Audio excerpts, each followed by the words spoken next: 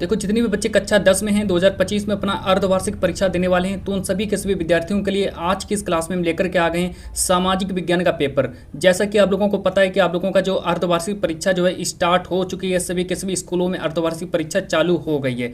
यानी कि अब देखिए, अगर आपके कॉलेज में अगर अर्धवार्षिक परीक्षा स्टार्ट नहीं हुई है तो हम एक ऐसा वायरल पेपर लेकर के आए जो कि आप लोगों के सीधा एग्जाम में पूछा जाएगा। मुझे देखो पेपर मिल गया है, तो इसलिए मैंने सोचा क्यों ना आप लोगों को सॉल्व करवा दें, और आप लोग इस पेपर के सभी प्रश्नों को याद करके चले जाओ। बस आप लोगों को यहीं से सभी के सभी प्रश्न मिल जाएंगे।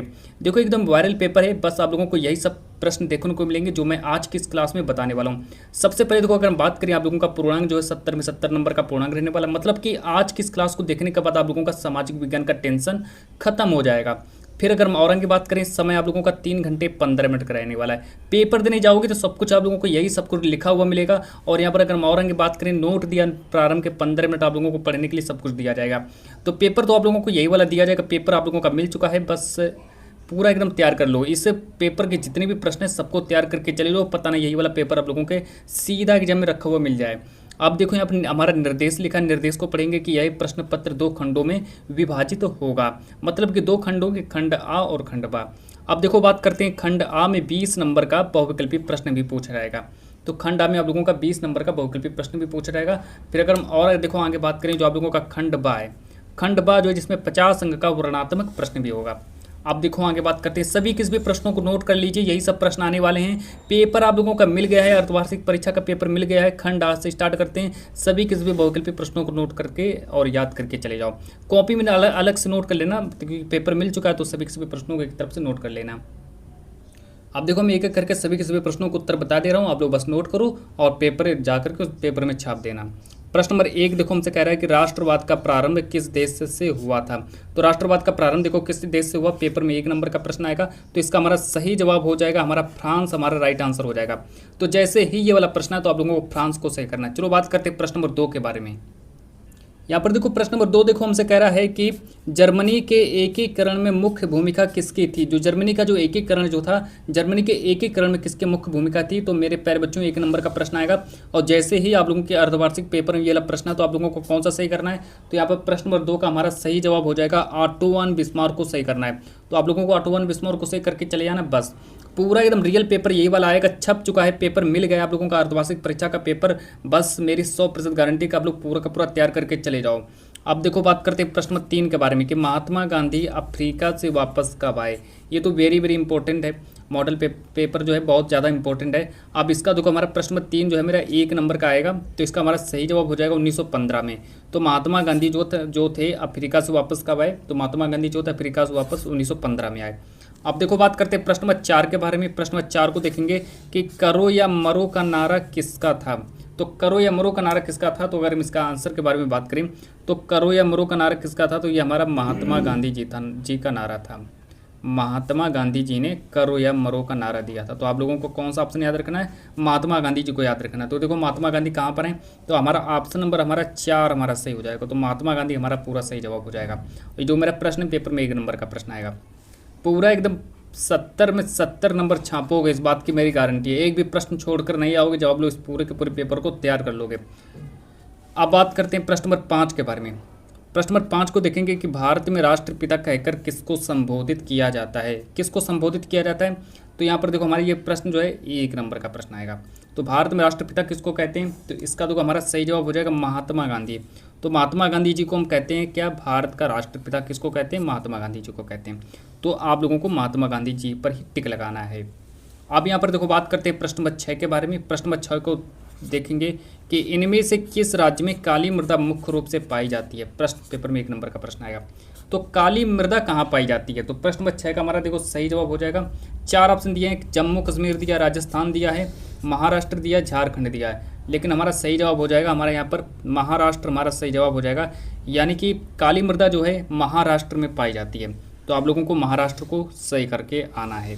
अब बात करते हैं प्रश्न नंबर 7 के बारे में। प्रश्न नंबर 7 देखो क्या कह रहा है कि निम्नलिखित में से एक मिट्टी का प्रकार नहीं है। एक मिट्टी का प्रकार नहीं, पेपर में 1 नंबर का आएगा। तो देखो, मिट्टी का प्रकार क्या नहीं, तो सीमेंट जो है हमारा ऑप्शन नंबर 4 जो है मेरा सीमेंट। तो सीमेंट जो है ये मिट्टी का प्रकार नहीं है। तो ये हमारा प्रश्न नंबर 7 का हमारा ऑप्शन नंबर 4 हमारा पूरा सही हो जाएगा। आप देखो बात करते हैं प्रश्न नंबर 8 के बारे में। प्रश्न नंबर 8 देखो हमसे कह रहा है कि चिपको आंदोलन किससे संबंधित है। प्रश्न नंबर 8 देखो कि चिपको आंदोलन किससे संबंधित है। पेपर में 1 नंबर का प्रश्न आने वाला है। तो चिपको आंदोलन देखो हमारा मृदा संरक्षण गलत हो जाएगा, जल संरक्षण भी हमारा गलत हो जाएगा, वायु संरक्षण भी मेरा गलत हो जाएगा। तो इसका हमारा सही जवाब हो जाएगा चिपको आंदोलन जो है ये मेरा वन संरक्षण से संबंधित है। तो आप लोगों को वन संरक्षण को ही सही करना है, इसको सही करना है। अब देखो बात करते हैं प्रश्न नंबर 9 के बारे में। प्रश्न नंबर 9 देखो हमसे कह रहे हैं कि वह रेशेदार फसल जिसे सुनहरा रेशा कहते हैं। तो प्रश्न नंबर 9 देखो हमसे कह रहे हैं कि वह रेशेदार फसल जिसे सुनहरा रेशा कहते हैं। तो 4 ऑप्शन दिए गए हैं, लेकिन 4 ऑप्शन देखो जूट दिया है हमारे पास, रेशम है मेरे पास, और सन भी दिया है, कपास भी दिया। तो इसमें से हमारा सुनहरा रेशा किसको कहेंगे। तो हमारे 4 ऑप्शन हो जाएंगे। पेपर में 1 नंबर का प्रश्न आने वाला है। तो इसका हमारा सही जवाब हो जाएगा जूट, हमारा सही हो जाएगा। ऑप्शन नंबर 1 के पेपर में आप लोगों को ऑप्शन नंबर 1 को ही सही करना है, और कोई मैंने मत सही करना है। अब बात करते हैं प्रश्न नंबर 10 के बारे में। देखो प्रश्न नंबर 10 देखो बात करते हैं कि छत, ये तो लिखा छत है ना, छत लिखा है। छत वर्षा जल संग्रहण, छत वर्षा जल संग्रहण की टाँका विधि देश के किस राज्य से संबंधित है। ये देखो वेरी वेरी मॉडल पेपर तो मिल ही गया है, बस पूरा तैयार करके चले जाओ। अब मेघालय दिया है, कर्नाटक दिया है, राजस्थान दिया है, तमिलनाडु दिया है ना। तो ये हमारे देखो 4 ऑप्शन दिए, लेकिन आप लोगों को 4 में से कौन सा सही करना है, राजस्थान को सही करना है। राजस्थान को सही करके चले जाना। और आगे देखो बात करते हैं प्रश्न नंबर 11 के बारे में। प्रश्न नंबर 11 देखो क्या करा कि संसदीय प्रजातंत्र की स्थापना किस देश में सर्वप्रथम हुई। 1 नंबर का आएगा। तो 1 नंबर का आप लोगों का आएगा। तो 4 ऑप्शन दिए, संसदीय प्रजातंत्र की स्थापना कहाँ पर हुई थी। तो ये देखो हमारे प्रश्न नंबर जो मेरा 11 है, प्रश्न नंबर 11 का हमारा सही जवाब हो जाएगा इंग्लैंड में संसदीय प्रजातंत्र की स्थापना हुई थी। तो आप लोगों को प्रश्न नंबर 11 का ऑप्शन नंबर 3 को सही करना। जैसे ही ये वाला आप लोगों को पेपर दिया जाए, सीधा प्रश्न नंबर 11 का तीसरा ऑप्शन सही करना। अब बात करते हैं प्रश्न नंबर 12। प्रश्न नंबर 12 को देखेंगे कि निम्नलिखित में से कौन सा राज्य संघीय राज्य नहीं। तो संघीय राज्य कौन सा नहीं है। तो हमारे देखो 4 ऑप्शन दिए गए हैं, और पेपर में 1 नंबर का प्रश्न बनने वाला है। तो इसके देखो 4 ऑप्शन देखो दिए हैं, उत्तर प्रदेश दिया है, मध्य प्रदेश दिया है, दिल्ली दिया है, और बिहार दिया है। ये देखो हमारे सामने 4 ऑप्शन, उत्तर प्रदेश भी, दिल्ली है। तो हमसे पूछा कौन सा राज्य संघीय राज्य नहीं है। तो नहीं है कौन सा, हमारा सही हो जाएगा दिल्ली जो है मेरा संघीय राज्य नहीं है। आप देखो बात करते हैं प्रश्न नंबर 13 के बारे में। प्रश्न नंबर 13 को देखेंगे कि हिंदी जो है किस प्रकार की भाषा है। हिंदी जो है किस प्रकार की भाषा है, 1 नंबर का प्रश्न आएगा। तो हिंदी जो है मेरा देखो राइट आंसर हो जाएगा राजभाषा। तो हिंदी जो है मेरी राजभाषा हो जाएगी। तो हमारा ऑप्शन नंबर 1 हमारा सही हो जाएगा। अब बात करते हैं प्रश्न नंबर 14 के बारे में। ये देखो प्रश्न नंबर 14 लेकर के आ गए हैं हम यहाँ पर। और प्रश्न नंबर 14 देखो आपसे कह रहा है कि निम्नलिखित में से कौन सा विषय राज्य सूची में नहीं है। तो राज्य सूची में कौन सा विषय नहीं है, पेपर में 1 नंबर का आएगा। तो 4 ऑप्शन दिए, पुलिस जो है ये राज्य सूची का विषय होता है, लेकिन हमसे पूछा गया कौन नहीं है। तो कौन नहीं है तो अभी आप लोगों को बता रहे हैं। कृषि भी हो जाएगा, सिंचाई भी हो जाएगी, लेकिन मृदा जो है हमारा मृदा नहीं होगा। तो हमारा ऑप्शन नंबर 4 हमारा पूरा सही ऑप्शन हो जाएगा। तो आप लोगों को ऑप्शन नंबर 4 को सही करना है। प्रश्न नंबर 15 को देखेंगे कि निम्न में से किसको कृषि एवं सहायक क्षेत्र भी कहते हैं। तो देखो किसको कृषि एवं सहायक क्षेत्र भी कहते हैं। तो हमारा देखो पेपर में 1 नंबर का प्रश्न हमारा बनने वाला है। प्रारंभिक क्षेत्र दिया है, द्वितीयक क्षेत्र दिया है, तृतीयक क्षेत्र दिया, चतुर्थ क्षेत्र दिया। ये हमारा देखो प्रश्न नंबर 15 के हमारे कितने 4 ऑप्शन दिए हैं, लेकिन हमारा प्रश्न नंबर 15 का हमारा सही देखो जवाब क्या हो जाएगा, प्रारंभिक क्षेत्र। तो इसका हमारा राइट आंसर हो जाएगा, मतलब ऑप्शन नंबर 1 हमारा पूरा सही ऑप्शन हो जाएगा। अब बात करते हैं प्रश्न नंबर 16 के बारे में। प्रश्न नंबर 16 को देखेंगे। प्रश्न नंबर 16 देखो हमसे कह रहा है कि भारत में उदारीकरण की शुरुआत कब हुई थी। तो भारत में उदारीकरण की शुरुआत कब हुई थी। तो हमारा 1 नंबर का प्रश्न आएगा कि भारत में उदारीकरण की शुरुआत कब हुई थी। देखो ऑप्शन नंबर 1 दिया वर्ष 1991, ऑप्शन नंबर 2 दिया वर्ष 1995, ऑप्शन नंबर 3 दिया वर्ष 1989, और ऑप्शन नंबर 4 दिया वर्ष 1960। ये हमारे देखो 4 ऑप्शन दिए गए, लेकिन हमारा प्रश्न नंबर जो हमारा 16 है, प्रश्न नंबर 16 का हमारा सही जवाब हो जाएगा वर्ष 1991 हमारा राइट आंसर हो जाएगा। अब आगे बात करते हैं प्रश्न 17 के बारे में। प्रश्न 17 को देखेंगे, पेपर में 1 नंबर का प्रश्न आएगा कि भारत के किस राज्य में शिशु मृत्यु दर निम्नतम है। भारत के किस राज्य में शिशु मृत्यु दर निम्नतम है। केरल दिया, पंजाब दिया, बिहार दिया है, हरियाणा दिया, लेकिन हमारा सही जवाब हो जाएगा केरल। तो आप लोगों को केरल को सही करना है। अब देखो आगे बात करते हैं प्रश्न नंबर 18। तो प्रश्न नंबर 18 देखो क्या कह रहा है। प्रश्न नंबर 18 देखो हमसे कह रहे हैं कि निम्नलिखित में से किस वर्ष बांग्लादेश में ग्रामीण बैंक की स्थापना की गई? तो ग्रामीण बैंक की स्थापना कब की गई थी? तो चलो इसके बारे में थोड़ी जानकारी कर लेते हैं। प्रश्न नंबर 18 देखो, प्रश्न नंबर 18 का हमारा देखो सही जवाब हो जाएगा 1980, यानी कि हमारा ऑप्शन नंबर 4 हमारा पूरा, 3 हमारा ऑप्शन नंबर 3 हमारा पूरा सही हो जाएगा। पेपर में जैसे आप लोगों का ये वाला पेपर है तो आप लोगों को प्रश्न नंबर 18 का ऑप्शन नंबर 3 को ही सही करना है। अब देखो प्रश्न नंबर 20 देखो, ये भी हमारा एक नंबर के रूप से भी प्रश्न पूछे जाएंगे। प्रश्न नंबर 19 देखो कि भारत में जीविका का प्रमुख स्रोत क्या होता है? भारत में जीविका का प्रमुख स्रोत क्या होता है? उद्योग दिया है, कृषि दिया है, व्यवसाय दिया है, इनमें से कोई नहीं, लेकिन हमारा सही जवाब हो जाएगा कृषि को सही करना है। अब देखो बात करते हैं प्रश्न नंबर 20 के बारे में। यहाँ पर देखो प्रश्न नंबर 20 जो है पेपर में 1 नंबर का प्रश्न पूछा जाएगा कि निम्नलिखित में से भारत प्रमुख रूप से किसका आयात करता है? भारत जो है प्रमुख रूप से किसका आयात करता है? चाय ऑप्शन दिया है, जूट का सामान दिया है, कच्चा पेट्रोलियम दिया, इनमें से कोई नहीं। तो इनमें से कोई नहीं, तो हमारा देखो सही जवाब क्या हो जाएगा? जो भारत निम्नलिखित में से भारत जो है किसका आयात करता है? तो किसका आयात करता है? कच्चा पेट्रोलियम का आयात करता है। तो हमारा ऑप्शन नंबर 2 हमारा पूरा सही हो जाएगा। अब यहाँ से देखो आप लोगों का खंड बा स्टार्ट होगा। खंड बा के बारे में थोड़ी बहुत मैं आप लोगों को जानकारी दे देता हूँ, क्योंकि पेपर यही आएगा तो सभी प्रश्नों को आप लोग तैयार कर लेना और एक भी प्रश्न को मत छोड़ना, क्योंकि देखो प्रश्न पेपर यही वाला आएगा तो आप लोगों को बस पूरा एकदम तैयार करके चले जाना है। बस जाना है बिल्कुल ऐसे जैसे जो प्रश्न जो यहाँ पर लिखे हैं पूरा एकदम यही सब कुछ लिखा हुआ मिलेगा, बिल्कुल सेम यही सब रियल प्रश्न होंगे। बस जाना, बस आप लोगों को छाप देना है, बस याद कर लो। पेपर तो मैंने दे ही दिया। आप देखो कि प्रश्न नंबर 1 देखो हमसे कह रहा है कि गुटेनबर्ग कौन था? मुद्रण के क्षेत्र में उसकी क्या भूमिका थी? तो अगर आप लोगों को इसका आंसर ना मिले तो आप लोग देख लेना, देखो गूगल है, बहुत से आप लोगों के क्वेश्चन बैंक भी आप लोगों के पास हो गई, क्योंकि अगर मैं आप लोगों के इन प्रश्नों को उत्तर बताऊंगा तो बहुत ज़्यादा टाइम लग जाएगा, है ना, क्योंकि पेपर आप लोगों का नज़दीक आ गया, पेपर ये वाला पूछा जाएगा।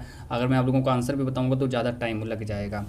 तो अब देखो एक प्रश्न ये दिया है, एक प्रश्न ये दिया है, 2 प्रश्न है, तो एक अथवा करके भी दिया गया है, इसको भी नोट कर लो कि भारतीय राष्ट्रवाद के उदय के 3 कारणों को लिखो। तो 3 कारणों को लिख देना, पर इसमें से 2 में से आप लोगों को एक का उत्तर लिखना है। पेपर में 4 नंबर का प्रश्न आएगा, इसका उत्तर लिखो या फिर इसका उत्तर लिखो, जो आप लोगों को अच्छा लगा आप लोग वैसा कर देना। प्रश्न नंबर 2 देखो हमसे कह रहा है कि संसाधन नियोजन की आवश्यकता क्यों पड़ती है? संसाधन नियोजन की आवश्यकता क्यों पड़ती है? भारत में संसाधन नियोजन हेतु कोई 4 उपाय बस सुझाइए। ये भी जो प्रश्न है हमारा 4 नंबर का प्रश्न पूछा जाएगा कि संसाधन नियोजन की आवश्यकता क्यों पड़ती है और भारत में संसाधन नियोजन हेतु कोई 4 उपाय बताइए। तो संसाधन नियोजन की आवश्यकता क्यों पड़ती है हमारा पेपर में 4 नंबर का इसका मिल जाएगा, और भारत में संसाधन हेतु कोई 4 उपाय बताइए, 2 नंबर इसका मिले तो हमारा 4 नंबर पूरा बन जाएगा इस तरीके से। अब इस पर देखो हमारा अथवा करके भी प्रश्न दिया, अगर आप लोगों को इसका उत्तर नहीं याद है तो एक और आप लोगों को मौका दिया जाता है, आप लोग इसका भी उत्तर लिख सकते हो कि जैव विविधता क्या है, मानव जीवन में इसकी महत्ता का वर्णन कीजिए। तो 2 में से आप लोग दोनों मतलब कि एक इसका उत्तर लिखो और 2 में से एक का उत्तर आप लोग लिख के चले जाना। अब देखो बात करते हैं प्रश्न नंबर 3 के बारे में। प्रश्न नंबर 3 देखो हमसे करें सत्ता की साझेदारी लोकतंत्र की आत्मा है, इस कथन की विवेचना कीजिए। बहुत ही ज़्यादा इंपॉर्टेंट क्वेश्चन पेपर मैंने आप लोगों को दे दिया है, बस पूरा तैयार करो, बस चले जाना, छाप देना जाकर के ऐसा ही पूरा। सत्ता की साझेदारी लोकतंत्र की आत्मा है, इस कथन की विवेचना कीजिए। ये भी ये हमारा 4 नंबर का आएगा। और एक अथवा करके भी दिया गया है, अथवा करके देखो दिया है कि संघवाद क्या है, इसकी प्रमुख विशेषताएं बताओ। तो आप लोग इसका उत्तर लिखो या फिर इसका उत्तर, 2 में से एक उत्तर आप लोग लिख देना। आप बात करते हैं प्रश्न नंबर 4 के बारे में। देखो यहाँ पर देखो प्रश्न नंबर 4 हम देखो लेकर के आ गए हैं कि आर्थिक गतिविधियों को रोजगार की परिस्थितियों के आधार पर कैसे वर्गीकृत किया जाता है। तो ये भी हमारा 4 नंबर का बनेगा। एक अथवा करके भी हमारे सामने दिया गया है कि एक विकसित देश की क्या विशेषताएं होती हैं, स्पष्ट कीजिए। तो यहाँ से देखो आप लोगों का लघु उत्तरीय प्रश्न 4 नंबर वाले सभी किसी भी प्रश्न मैंने आप लोगों को बता दिए हैं, बस यही वाले प्रश्न आप लोग तैयार कर लो। बस पेपर में जैसे ही ये वाले प्रश्न आए तो सबको छाप देना। अब देखो आगे बात करते हैं, आज से आप लोगों का स्टार्ट होता है वर्णनात्मक सेकंड, वो भी कितना 6 नंबर वाले प्रश्न होंगे। तो इसमें देखो हम अब ये आप लोगों से कहने की ज़रूरत ही नहीं, तो इसमें हिस्ट्री, पॉलिटी और या अर्थशास्त्र से एक एक प्रश्न पूछा जाता है, तो आप लोगों को बताने की जरूरत ही नहीं। तो आप लोग पूरा एकदम पेपर को तैयार करके सभी के सभी प्रश्नों को एक तरफ से अपनी तरफ से नोट करके और याद करके बस याद ही कर लेना और चले जाना। पूरा पेपर मैंने अपना काम कर दिया, पेपर तो मैंने आप लोगों को दे दिया, बस आप लोगों को क्या करना है कि पूरे के पूरे प्रश्नों को याद करके चले जाना है। अब यहाँ पर देखो हमारे सामने लिखा विस्तृत उत्तरीय प्रश्न लिखा है और निम्न प्रश्नों के उत्तर प्रत्येक लगभग 150 शब्दों में आप लोगों को सभी प्रश्नों को उत्तर लिखना है। प्रश्न नंबर 1 देखो हमसे कह रहे हैं कि 1789 की क्रांति का फ्रांस तथा यूरोप पर क्या प्रभाव पड़ा, किन्हीं 5 प्रभावों का उल्लेख कीजिए। 6 नंबर का पेपर में आएगा। तो प्रश्न देखो काफ़ी बड़ा है, प्रश्न बड़ा है तो इसके नंबर भी थोड़े बड़े ज़्यादा होंगे, तो 6 नंबर का पूछ लिया जाएगा आप लोगों के पेपर में। और एक अथवा करके दिया गया, अगर आप लोगों को इसका उत्तर नहीं आता तो आप लोग इसका भी उत्तर लिख सकते हो कि यहाँ पर दिया है कि राष्ट्रवाद से क्या तात्पर्य है, यूरोप में राष्ट्रवाद के उदय होने में कौन से परिस्थितियाँ सहायक हुई हैं। तो ये देखो हमारे इसमें 2 प्रश्न हैं, दोनों के दोनों प्रश्नों को आप लोग क्या करना, 2 में से एक को याद कर लेना, 2 में से एक को याद कर लेना, चाहो तो आप लोग इसको याद करो, चाहो तो इसको याद करो, 2 में से एक को ही याद करना है। अब यहाँ पर देखो प्रश्न नंबर 2 के बारे में बात करते हैं। प्रश्न नंबर 2 देखो हमसे कह रहा है कि मृदा अपरदन से क्या अभिप्राय है और मृदा अपरदन के लिए उत्तरदायी कारणों का वर्णन कीजिए। तो ये हमारा प्रश्न नंबर 2 हो गया। और एक यहाँ पर हमको अथवा करके भी दिया गया है, अगर आप लोगों को इसका उत्तर नहीं याद है तो आप लोग इसका भी उत्तर लिख सकते हो। पेपर में हमारा 6 नंबर का प्रश्न पूछा जाएगा, तो आप लोगों को पता ही है, बताने की ज़रूरत ही नहीं। देखो जल दुर्लभता क्या है, इसके 3 प्रमुख कारण बताइए। जल दुर्लभता क्या है, इसके 3 प्रमुख कारण बताइए। ये भी हमारा 6 नंबर का ही प्रश्न पूछा जाएगा। अब आगे देखो बात करते हैं, सभी के सभी प्रश्नों को नोट करते चलिए, एक भी प्रश्न को छोड़ना नहीं है, क्योंकि 70 में 70 नंबर तभी आप लोगों के आएंगे।